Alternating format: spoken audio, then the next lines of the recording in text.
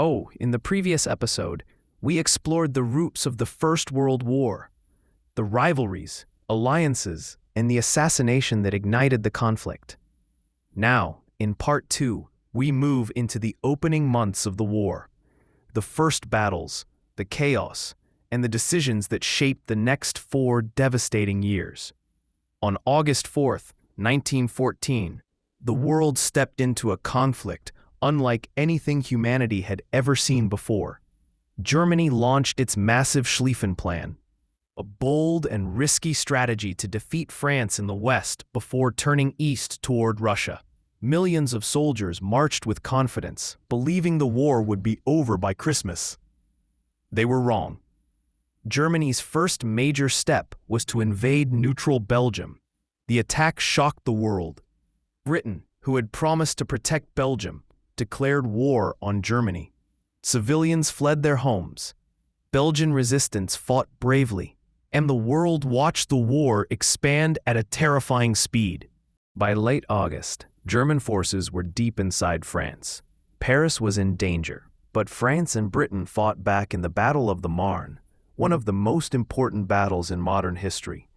Taxis were used to rush soldiers to the front, a moment that symbolized national desperation. After days of brutal fighting, Germany was pushed back. The war of movement was over. A new, horrifying phase began: trench warfare. Soldiers dug deep trenches stretching from the North Sea to Switzerland, nearly 500 miles long. Daily life was misery: mud up to the knees, rats crawling everywhere, constant shelling, fear of gas attacks, and no man's land, a deadly strip between two armies. Both sides tried attacking, but machine guns ripped through waves of soldiers.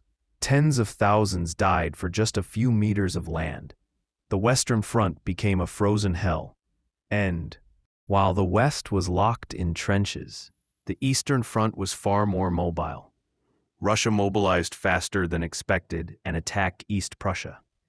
Germany responded with 2 brilliant commanders, Hindenburg and Ludendorff.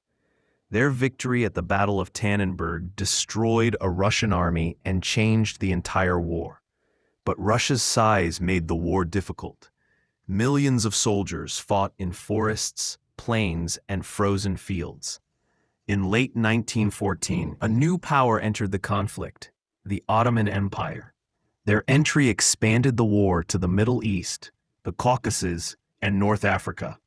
Suddenly, World War I was not a European conflict. It became a global disaster. Germany used powerful submarines, U-boats, to attack Allied shipping.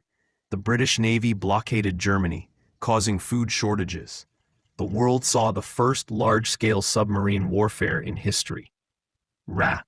By Christmas 1914, more than 1 million soldiers were dead or wounded. But the war was nowhere near ending.